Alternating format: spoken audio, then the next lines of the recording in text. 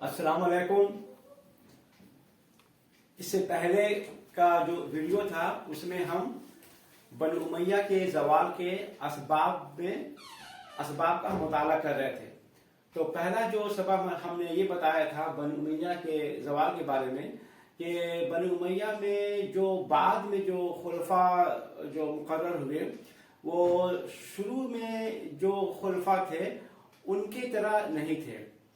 بعد میں جو خلفاء جو بنے وہ یا تو زیادہ دنوں تک حکومت نہیں کرنے پائے یا بہت ہی ناقابل اور نااہل ثابت ہوئے.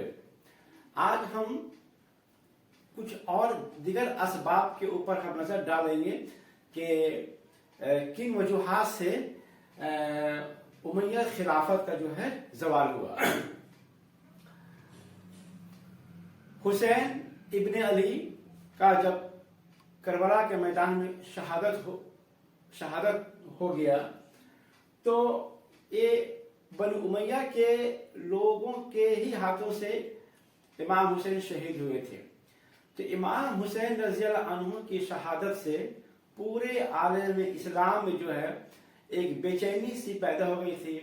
لوگ بنو امیہ کے خلاف ہو گئے تھے اور عوام کے اندر میں جو ہے مسلمانوں کے اندر میں بنو امیہ کے خلاف جو شدید غصہ پیدا ہو گیا تھا اور نفرت بھی پیدا ہو گئی تھی.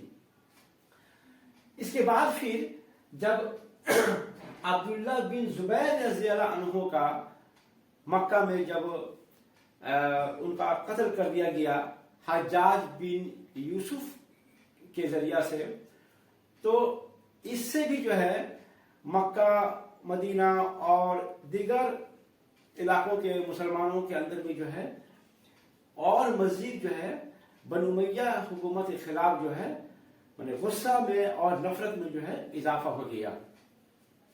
اتنا ہی نہیں, حجاج بن یوسف جو کہ عراق کا گورنر تھا تو عراق کے جو کوفہ اور جو بصرہ کے جو عوام تھے اس کے ظالمانہ حکومت سے بھی جو ہے وہ لوگ جو ہے پریشان تھے.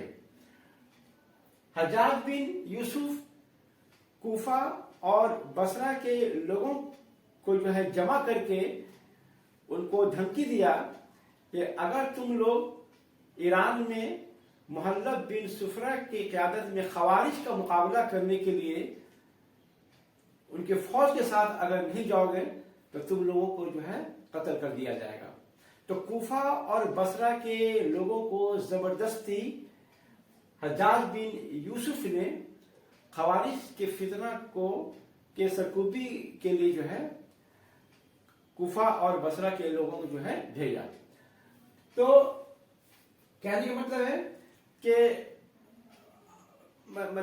مسلمانوں کے اندر میں بنو امیہ خلافت کے لیے کوئی خوب زیادہ محبت نہیں تھی بلکہ غصہ بھی تھا اور نفرت بھی تھی. جب اسلام عرب سے نکل کر عجم کے علاقوں میں پہنچا اور جب عجم کے لوگ دین اسلام کو قبول کیے تو پھر ان عجمی مسلمانوں کے ساتھ اس طرح سے سلوک نہیں کیا جاتا تھا جس طرح سے عرب کے مسلمانوں کے ساتھ کیا جاتا تھا. عرب کے جو فوج میں بنو امیہ کے فوج میں جو عجمی جو یہ سپاہی تھے ان کو عربی سپاہیوں کی طرح جو ہے مال غنیمت میں جاگیرداری میں اور تنخواہوں میں ایک طرح کا جو ہے شیئر نہیں ملتا تھا. اجمیوں کے اوپر جو ہے اجمی سپاہیوں کے اوپر جو ہے عربی فوجوں کی ایک فوقیت جو ہے حاصل تھی. اسی طرح سے جو اجمی لوگ جو ذمی لوگ تھے وہ تو اسلام کے حکم کے حساب سے جو ہے جزیہ ٹیکس دیا کرتے تھے, لیکن جب ذمی لوگ مسلمان ہو جاتے تو مسلمان ہونے کے باوجود بھی ان سے جو ہے جزیہ جو ہے وصول کیا جاتا تھا. جس طرح سے پہلے وہ جو ہے جب مسلمان نہیں تھے تب جزیہ ٹیکس ادا کرتے تھے. عمر بن عبدالعزیز نے جب خلافت کا عہدہ سنبھالا تو سب سے پہلے انہوں نے جو ذمہ لوگ مسلمان ہو چکے تھے ان سے جو ہے جزیہ ٹیکس لینا جو ہے بند کروا دیا. چونکہ جزیہ ٹیکس شاہی خزانہ کے لیے ایک بہت بڑا آمدنی کا جو ہے ذریعہ تھا، اس لیے چونکہ لوگ جب مسلمان ہونے لگے تو ذمہ لوگ جب مسلمان ہونے لگے اور جزیہ دینا جب موقوف ہو گیا تو اس سے سرکاری آمدنی میں ایک بہت بڑی گراوٹ آئی. اس سے جو ریونیو کلیکٹر سے آفیسر سے ان لوگ جو ہے پریشان ہو گئے اور ان لوگوں نے جو ہے عمر بن عبدالعزیز کو جو ہے خط لکھا کہ ذمہ لوگوں کے مسلمان ہو جانے سے جزیہ ٹیکس کے کلیکشن میں جو ہے بھاری گراوٹ آ رہی ہے. تو عمر بن عبدالعزیز نے ریونیو آفیسرز کو لکھا کہ وہ خلافت دین اسلام کی تبلیغ کرنے کے لیے اس کو ایکسپٹ کیے ہیں، وہ ٹیکس کلیکشن کرنے کے لیے خلیفہ نہیں بنے ہیں. تو اس طرح سے عمر بن عبدالعزیز نے جو ذمہ مسلمان تھے ان سے جو ہے ٹیکس لینا جو ہے بند کر دیا. لیکن اچھا، عمر بن عبدالعزیز کو خراسان کے عوام کی طرف سے ایک وہاں کے جو گورنر تھے جراح بن عبداللہ حکمی، عمر بن عبدالعزیز کے پاس شکایت پہنچی کہ جراح بن عبداللہ حکیمی جو ہے زبردستی ذمیوں سے جو ہے وہ ٹیکس لیا کرتے تھے.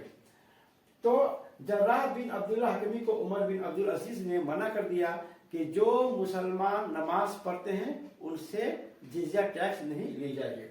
اب عمر بن عبدالعزیز کے بعد جب یزید بن عبدالملک خلیفہ بنتے ہیں تو عمر عبدالعزیز کے یہ جو اصلاح تھے اس کو جو اس نے بدل ڈالا. اس نے کیا کیا کہ دوبارہ جو ہے جو ذمہ مسلمان ہو گئے تھے ان پر جو ہے جزیہ ٹیکس جو ہے دوبارہ سے شروع کر دیا. اور اس طرح سے خراسان، سندھ، مغرب اور اندلس کے لوگوں کو جو ہے مجبوراً جو ہے جزیہ دینا پڑا. اس نے گورنرز کو حکم دے دیا تھا کہ جو لوگ جزیہ نہیں دیتے ہیں ان سے زبردستی جو ہے جزیہ وصول کی جائے. اس سے کیا ہوا کہ ان علاقوں کے جو ذمہ مسلمان تھے وہ امیہ خلافت کے جو ہے وہ لوگ جو ہے باغی ہو گئے اور ان سے جو ہے اپنے آپ کو دور کر لیے. اسی طرح سے جب ہشام بن عبدالملک بھی جو ہے خلیفہ ہوا تو اس نے اشرش بن عبداللہ سلامی کو، جو کہ خراسان کا گورنر تھا، اس کو بھی حکم دیا کہ تم ذمیوں سے جو ہے جزیہ ٹیکس وصول کرو. اس لیے اشرش بن عبداللہ سلامی جو ہے سمرقند اور وسط ایشیا کے جو ریونیو کلیکٹر تھے ان کو بھی حکم دیا کہ تم ان ذمیوں سے جو ہے جبراً جو ہے ٹیکس وصول کیا کرو. تو کہنے کا مطلب ہے کہ جو ذمیوں سے جو ذمی تھے جب اسلام قبول کر لیے تو ان سے بھی جب جبراً ٹیکس وصول کیا جانے لگا تو یہ بھی جو ہے امیہ حکومت کے جو ہے باغی اور مخالف بن گئے.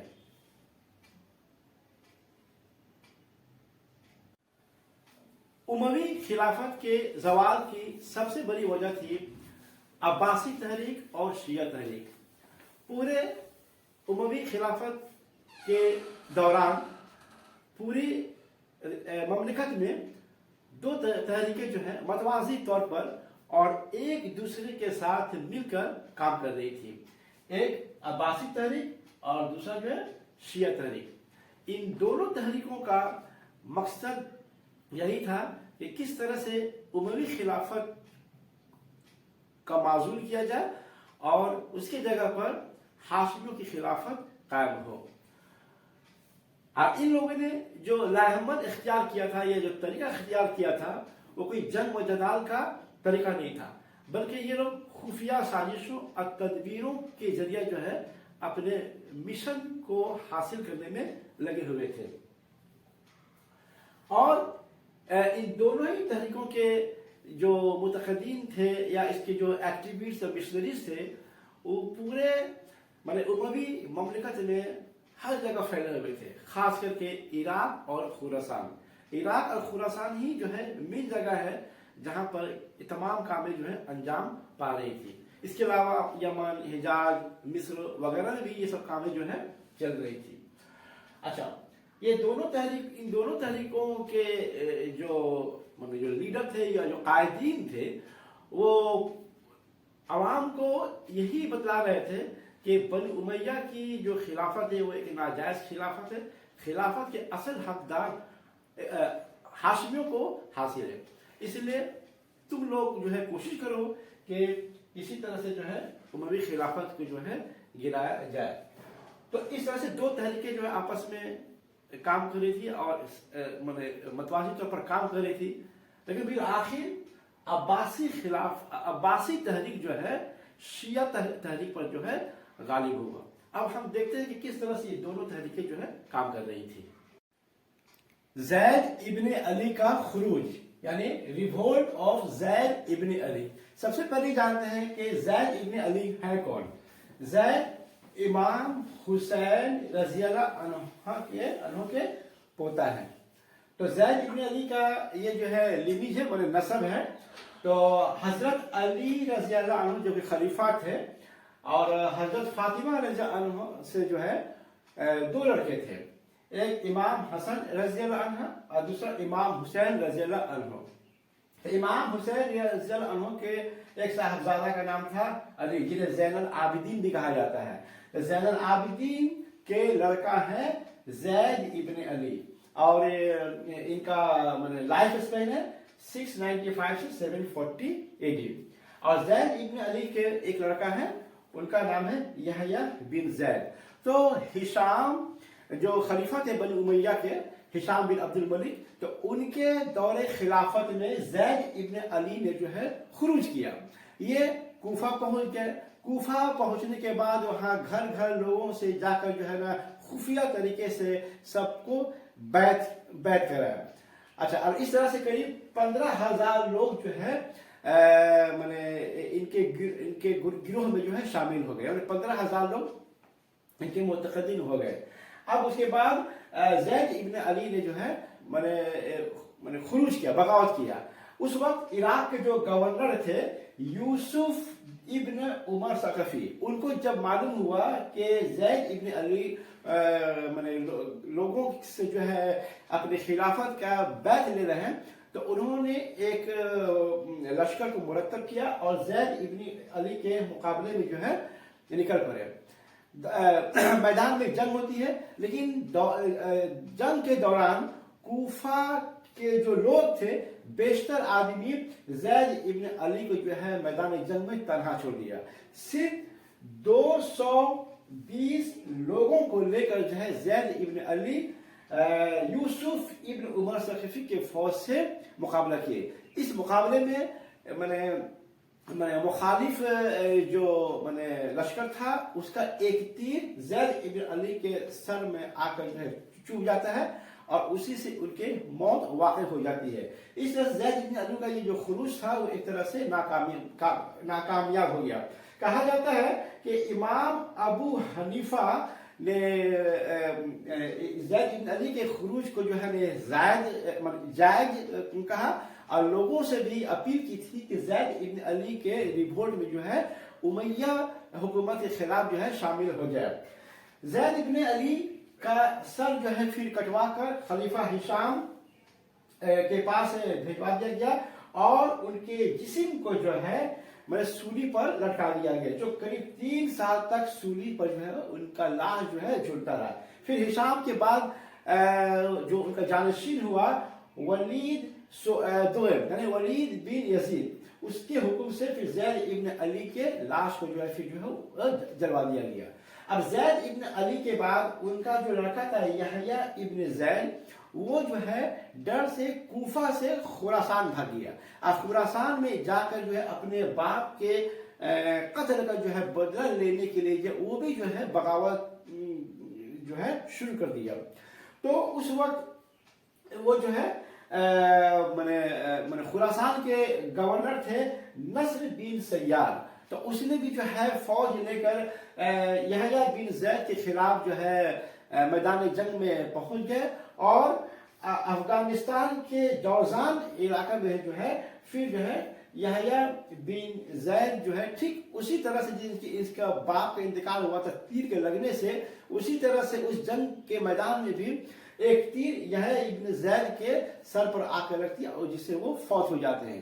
پھر اسی طرح سے اس کا بھی جو ہے سر کٹوا کر جو ہے خلیفہ ولید بن یزید کے پاس بھیجوا دیا جاتا ہے اور اس کے بھی جسم کو جو ہے سر کٹا ہوا جسم کو جو ہے سولی پر لٹکا دیا جاتا ہے اور یہ تقریباً 7 سالوں تک جو ہے یہ سولی پر جو ہے ان کا جسم لٹکتا رہا. پھر بعد میں ابو مسلم خراسانی اس کے جسم کو جو پھر اتار کر پھر اس کو جو ہے وہی افغانستان کے جوزان میں جو ہے پھر جو ہے اس کو تدفین کر دیتے ہیں. یہ واقعہ ہوا ہے یحییٰ بن زید کا جو خروج کا واقعہ ہے 743 سال کا.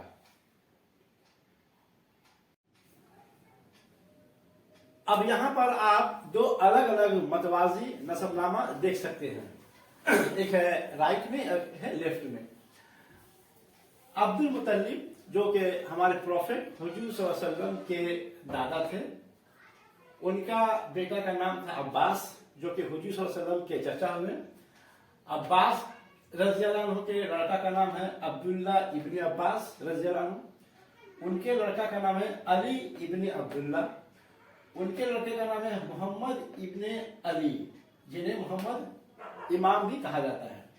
اب محمد ابن علی کے 3 لڑکے، ایک ابراہیم، دوسرا صفوان اور تیسرا منصور. اب یہ عباسی نسب نامہ ہے. چونکہ حضرت عباس سے یہ نسل آگے کی طرف چلی ہے اسی لیے اسے عباسی، اس کے جو بھی آپ کے اولاد ہوئے انہیں بنو عباس کہا جاتا ہے. اور عباسیوں میں سے ہی جو ہے پھر صفوان اور منصور جو ہے پھر ایک بعد دیگر جو ہے خلیفہ ہوتے گئے. دوسری طرف یہاں پر دیکھیے حضرت علی رضی اللہ عنہ جو کہ طالب کے لڑکا ہے، تو حضرت فاطمہ رضی اللہ عنہ کے انتقال کے بعد انہوں نے ایک اور شادی کی تھی جس عورت سے انہوں نے شادی کی تھی ان کا نام ہے خولہ بنت جعفر. ان سے ایک لڑکا تھے جن کا نام ہے محمد ابن حنفیہ اور ان سے ایک لڑکا ہوئے جن کا نام ہے ابو ہاشم. اب ابو ہاشم کا جو زمانہ ہے وہ ہے سلیمان ابن عبد الملک کے خلافت کا زمانہ ہے اور وہ 716 سال میں انتقال کر گئے تھے. ابھی یہ ابو ہاشم جو ہے، ابو ہاشم بھی جو ہے بنو امیہ خلافت کے خلاف میں تھے اور وہ بھی چاہتے تھے کہ بنو امیہ کی خلافت ختم ہو جائے اور اس کی جگہ بنو ہاشم جو ہے اقتدار میں آئے. ابو ہاشم نے اپنے متقدین کو جو ہے بنو امیہ خلافت کے خلاف میں جو ہے ان کو باتیں بتائی کہ بنو امیہ کا جو خلافت ہے وہ ناجائز ہے، اصل جو خلافت ہے وہ ہاشمیوں کا ہے، یہ حقدار ہے. تو اس طرح سے انہوں نے اپنے لوگوں کو یہ تعلیم دی اور ان کے لوگ جو ہیں پورے یہ کیا کہتا ہے کہ اموی خلافت کے ہر علاقے میں جو ہے یہ لوگ منتشر تھے. جیسے ان کے ماننے والے لوگ عراق میں تھے، حجاز میں تھے اور خاص کر کے خراسان میں تھے. خراسان اور عراق ہی جو ہے وہ مین جگہ ہے. اب جب سلیمان بن عبد الملک کے دور خلافت میں ابو ہاشم محمد ابن علی سے جو ہے جارڈن کے حمیمہ علاقے میں جا کر وہ ان سے ملاقات کرتے ہیں اور ان کو وصیت کرتے ہیں کہ محمد ابن علی کو کہ آپ جو ہے اموی خلافت کو ختم کرنے اور ہاشمی خلافت کو قائم کرنے کے لیے جو ہے جدوجہد کریں. ابو ہاشم کا جب انتقال ہو گیا 716 میں، تو اب ان کے جتنے بھی متقدین تھے یہ سب کے سب محمد ابن علی کے ہاتھوں پر آ کر جو ہے بیعت کر لیے، اور اس کے بعد محمد ابن علی نے ان تمام متقدین کو جو ہے اپنے مشنریز کو جو ہے مبلغین کو جو ہے حجاز، خراسان، عراق اور دیگر علاقوں میں جو ہے بنو امیہ کے خلاف پروپیگنڈا کرنے کے لیے بھیج دیے۔ اس وقت جو خراسان کا جو گورنر تھا اسد ابن عبداللہ قصری، اس کو جب اس بات کا علم ہوا کہ اموی خلافت کے خلاف جو پروپیگنڈا کیا جا رہا ہے، تو اس نے ان تمام مشنریز کو اور ایکٹیوسٹ کو جو ہے مروا دیا۔ اس کے بعد جو ہے محمد ابن علی 744 میں جو ہے ہمیمہ میں انتقال کر جاتے ہیں۔ ہمیمہ جو جوٹن ہے وہ ایک ایسی جگہ ہے جہاں پر عباسیوں اور فاطمیوں یا علیوں کے جو ہے وہیں پر جو ہے سازشیں جو ہے رچی جا رہی تھی، وہاں پر جو خفیہ تدبیریں جو وغیرہ جو بنائی جا رہی تھی۔ تو ہمیمہ میں 744 میں جو ہے محمد ابن علی کا انتقال ہو جاتا ہے، اور پھر اس کے بعد محمد ابن علی اپنے لڑکے ابراہیم کو جو ہے اگلا جو ہے جانشین جو ہے مقرر کرتے ہیں۔ محمد بن مروان جو کہ اموی خلافت کا آخری خلیفہ ہے، وہ جب موصل میں خارجیوں کے بغاوت کے استحصال میں محمد ضحاک کے ساتھ جنگ لڑ رہا تھا، اس وقت مروان بن محمد کو ابراہیم کا ایک خط ملا۔ وہ خط ابو مسلم خراسانی کے نام میں لکھا گیا تھا۔ اس میں ابو مسلم خراسانی کو یہ ہدایت دی گئی تھی کہ تو خراسان میں کسی بھی عربی نسل انسان کو تم کو زندہ نہیں چھوڑنا ہے، سب کو موت کے گھاٹ اتار دینا ہے، صرف خراسان کے مقامی لوگوں پر ہی جو ہے اعتماد کرنا ہے۔ اس چٹھی کو پاتے ہی مروان بن محمد نے ابراہیم کو جو ہے قید کر دیا، اور پھر قیدی کی حالت میں ابراہیم جو ہے انتقال کر جاتا ہے، اور انتقال کے وقت وہ پھر اپنے متقدین کو جو ہے یہ وصیت کرتا ہے کہ میرے بعد صفا جو ہے اس کو جو ہے قیادت ملے گی، اس کو جو ہے خلیفہ یا امام بنایا جائے گا۔